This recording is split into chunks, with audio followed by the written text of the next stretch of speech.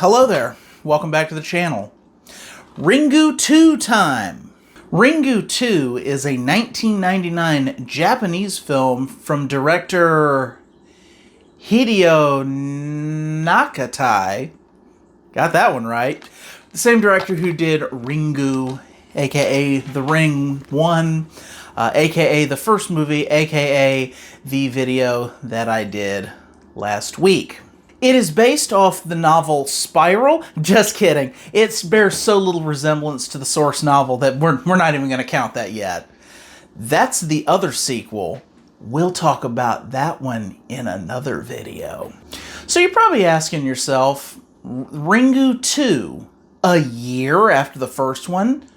How much artistic credibility can that have? That sounds like they just zip that sucker right on out. You would be correct. It was very fast-tracked for reasons we'll talk about next week. But the simple version of it is cash in, baby. So that means the movie's not very good, right? Well, it's funny you should mention that.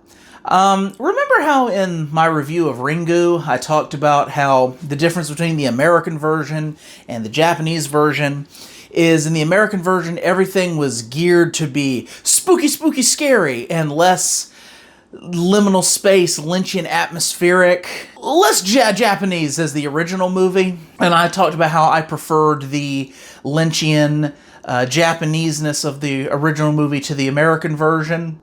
Yeah, apparently that's just because American filmmakers don't know what they're doing. The sequel from the same director as the first movie amps up the spooky and manages to keep the creepy Lynchian Japaneseness of it, and I liked it better than the first movie. Believe me, no one is as surprised about me liking the second movie more than the first one as I am. From its opening, it's already a little more on point, a little more, hey guys, you saw the first movie, you already kind of know what's happening. Turn that creepy dial up. We're going to get a little more with them scares.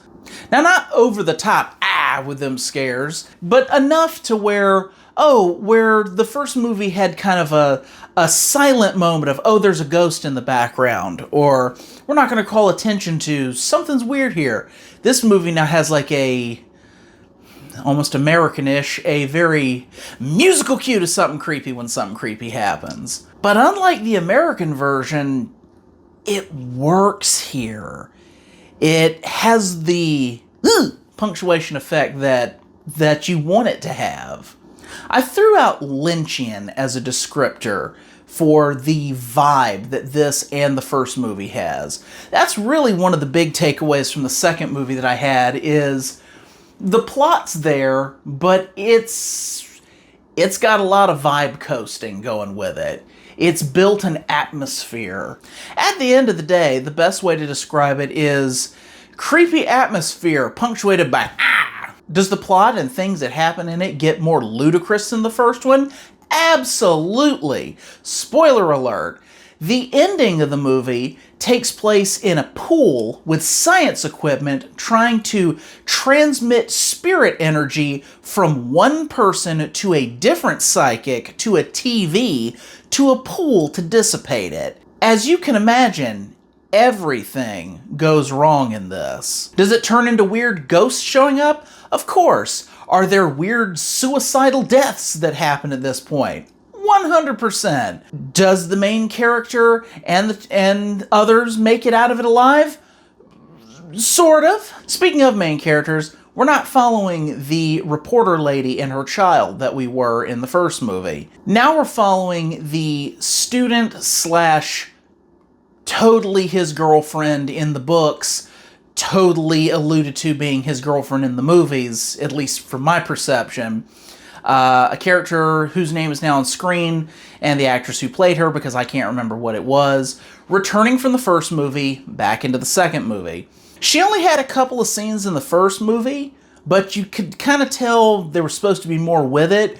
She gets to have way more to do with the second movie, playing a distraught student and lover who, surprise, has psychic abilities. And don't get me wrong, the reporter comes back for a brief bit, leading to a really cool visual, which takes her out of the movie. But again, really cool visual. The reporter's son plays a larger part in this movie. I don't think Sadako is really possessing him, but her rage has attached to him to where, in a sense, he, and spoiler alert, the girl who was with the first girl killed in the first movie are basically walking cursed videotapes. As they psychically can project out, they manifest the tape and allow Sadako to rain cray.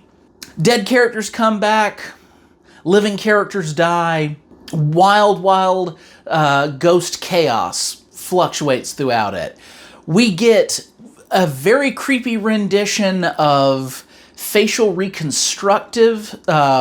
forensic reconstructive surgery, which leads to giving Sadako a newer, creepy look, which I'm not gonna lie, I kind of like. I don't know how other viewers' mileage varied on it, but for me it was very effective. We come back to the well, obviously, no pun intended, seeing as how it's a sequel. Revisiting locations from the first movie was nice in their perfect recreation. It ought to be perfect recreation. It's literally made a year later. Is it as scary or scarier than the first movie? I might give it a touch scarier.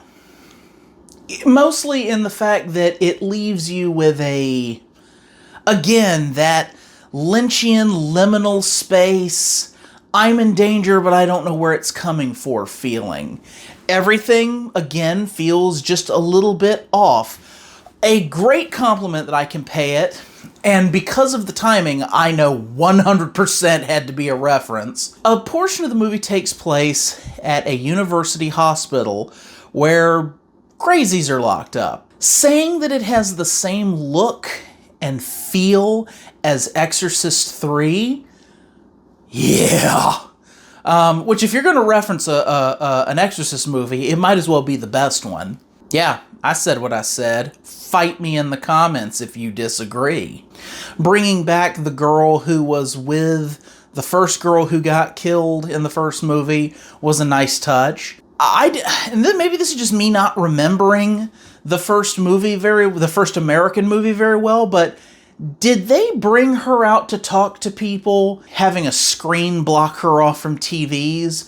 Because I have vivid memory of that going down slightly different than how it does in this movie, and it's not in the first movie, and I don't remember it in anything else, but maybe I just pictured it really good from the book, but I don't remember it being in either of the books. But I have a really good, this struck a chord. As soon as I saw her, I was like, they're going to take her out of the room and have a screen block off so she doesn't see the TVs, because she's absolutely terrified of televisions in this, for very good reason. Would I recommend Ringu 2? Yes, absolutely.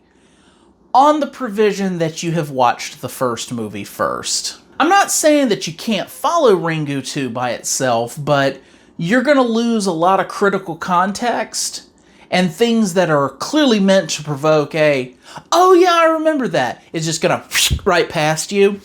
It's not unfollowable in its current state because I think they do a good job of rehashing just enough and reintroducing things, but it's not going to have the same as it would have had you watched the first movie first. But isn't that most sequels? Is it even silly to bring that up? Obviously, watch the first movie first. Unless you can't. At which point, watch it if you want. Or wait until you can watch the first one. Whatever. I'm not your mama. I've got one more of these to review. It is the lost sequel to the first movie, which ironically was made at the same time, based more off the book Spiral, but we'll get into that next video. Promise. I've been MH Smith. Thanks for watching. Keep it wabi-sabi, y'all.